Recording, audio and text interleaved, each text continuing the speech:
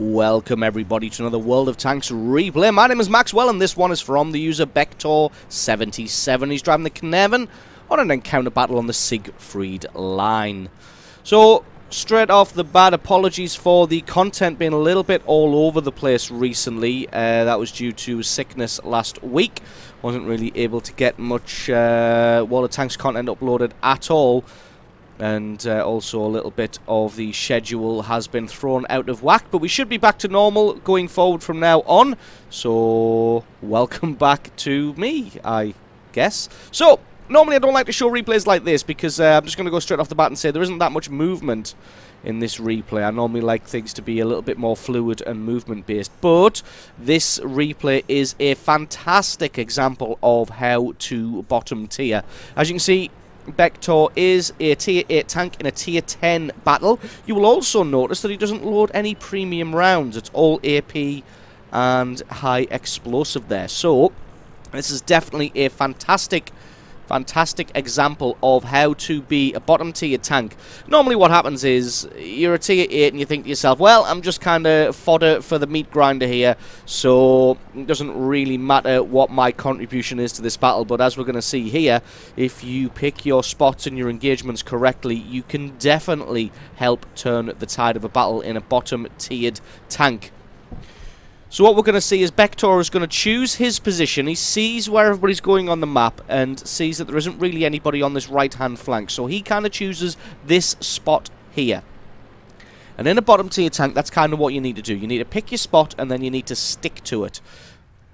And you only need to leave here once this spot is done. Finds out the enemy's Kneven and gets a lovely shot onto him for an early bit of damage. Just take a quick look at the hard stats on the gun of the Kneven. It has 230 average damage and 226 penetration. So its penetration isn't bad for a tier 8 tank. Its penetration is fairly good. Just going to be dueling with this Kneven here. Hasn't taken any damage in return. There we go. Does take a hit from the enemy Kneven, but gets another shot onto him as well. So he's done almost 700 points of damage to him and only taken about 200 in return. We're showing some great map awareness here and saying that the IS-4 is pushing through, but it looks like the IS-4 only wants to try and flank. And you can see that the allied team is really going to be pushed on this right-hand side, as there's nobody really here. Gets a lovely high roll on that IS-4 just to dissuade him from coming around anymore. Sees that he has a Ferdinand on his right-hand side covering off that flank, so was able to push through to the middle to try and fend off that IS-4. Now he's going to have to play it carefully and be aware. Everybody's arranged kind of in the center here. The allied team should be able to hold them off. But an M103 comes around the corner to attack. Luckily the M103's got other targets to fire at, so Bektor isn't going to be the object of his fury just yet.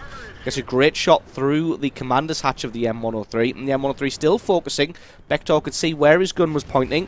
Just messed that one up ever so slightly. Thought the M103 was going to continue backing off. The M103 had just stopped. He does have the reload speed on the M103, so he's able to come forward and get another hit onto him. Just has a quick look behind him to see what support he's got. Like I said, the M103 was focusing on somebody else, but he's taking hits from Bektor now, and that was a great bit of covering fire from the artillery there to take out the M103. And that's not the first time that's going to happen in this battle. The GWE-100 gets an honourable mention here as playing his part fantastically, providing some great covering fire here.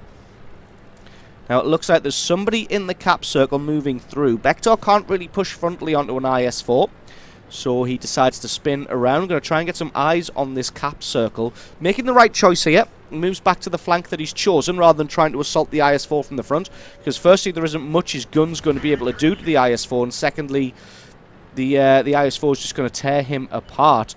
Is now faced with the enemy Kneven. He does have a hit point advantage over him, so he could just face tank this guy down. But I want to try and conserve as many hit points as he can, as this fight is ever so slightly in the favour of the enemy, but it's now been evened up again by that GWE-100 with the awesome covering fire. Takes out that Kneven. Still someone in the cap circle. It is the M41 Bulldog, but he's not going to be any match for the Kneven at this range, so the M41 Bulldog just backs off and leaves, makes the smart choice, and that allows Bektor to just spin around and offer more support to the centre.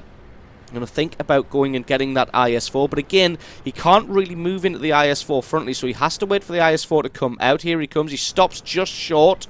Doesn't want to take a shot in the face, but instead he takes a GW E100 in the face, and that's 3 shots, 3 kills for this E100, providing fantastic covering fire, and that's opened up the battle just a little bit. Although, as you can see, the allies are now getting pushed on that far left-hand side. They are starting to get flanked. You can see they're kind of trying to hold a line, but the enemy team has kind of enveloped them just a little bit. Apart from this right-hand side, the enemy team is pushing the allies very heavily, winning by 1 kill at the moment.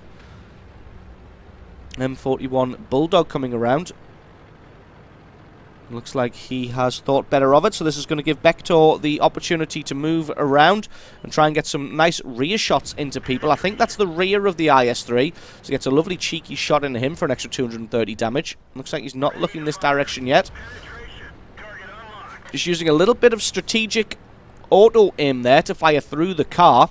If you can see an enemy tank, but there's a bit of cover in between you two and your shell can go through the cover, auto-aim is definitely a tool you should be using to make sure that you land that shot. Luckily, bounces a shot from that E100 and then sneaks a shot to the left of him to take out that IS-3.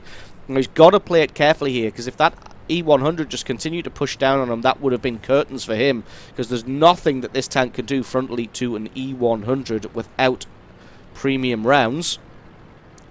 Looks like this E100 is pushing around to maybe try and get at that M103, but the M103 gets hit by the GWE100, and this looks like the unsung heroes of this battle really are the GWE100s. Now Bektor's going to move around and try and have a look, find out where this E100 is, because if he turned right, he'll be around the rear of their E100. If he turned left, he's about to get an E100 to the face, but it looks like he's kind of a little bit indecisive in the center at the moment. Takes a big hit from the GWE100 to the face to leave him with just 496 hit points. And this game is starting to get real tense now. Evened up ever so slightly at 10 kills to 11. The allied E100 took out the E75, but then was taken out in return. And that just leaves Bektor and ISU-152 and their GWE100 against 5 enemy tanks. This is really going to be an uphill struggle. Thinking that the E100 is going to try and find him. Indeed, he does find the E100. Hopefully he can get around the corner and get a rear shot onto the E100 if he's not particularly map aware. Got to be careful of this M41 Bulldog coming from behind him. Looks like the E100 definitely isn't map aware. He should have known that Bektor was coming. For some reason he decided to traverse just his turret and not his body at the same time. If he decided to traverse the body at the same time, oh, this is going to be close. The E100 bounces his shot, and that one doesn't go through, and that's the kill, taking out one of the biggest threats on the enemy team to leave just the M41 Bulldog, the T54, and their GWE100. And with that GWE100 having 6 kills to his name, Bektor's got to play this very, very carefully. The M41 Bulldog takes a massive hit to the face. He's thinking about trying to help him against this T54, but to be honest, he needs to charge forward and take out this M41 Bulldog. I think this is probably the only mistake he makes in the game. Although the enemy E100 was probably aiming in on the location of that street, so that as soon as he came around the corner, he would have been taken out. The enemy T54 is now in a fantastic hull-down position. Luckily, Bektor is still artillery safe, but you can expect that artillery is maybe started to make a move up the 8, 9 or 10 line to try and get into a position to fire at him from the side. Bektor could probably use this opportunity to go and try and take out the M41 Bulldog. But like I said, it's just speculation that the artillery is going to be making a move at this point. And again, he doesn't want to get hit from the side too much by the T54. Does take a hit in the side anyway. He's got to spin himself around. This T54's got a massive hit point advantage over the Caernarvon of Bektor. He's also got a gun advantage and an armor advantage and a positional advantage out in the field there. Going to come around the corner, try and take out the M41. He does indeed. That's kill number 3. But now he's got the insurmountable odds of the T54 and this enemy GWE100. It's only going to be a matter of time before the GWE100 relocates itself and gets into a position to fire down onto Bektor, or the T54 is able to land a shot to do some damage to him. At this range, there isn't really much that Bektor can do, but like I said, he can't really move out. trying to get a shot on the very small commander's hatch of the T-54. This is going to be a hell of a shot if he can land one. Just trying to wiggle his turret ever so slightly. He's also in quite a good hold down position, so this is going to be a difficult fight. There we go, lands a good shot on the T-54. Going to see what the T-54 does with this one. He returns fire, but that one bounces as well.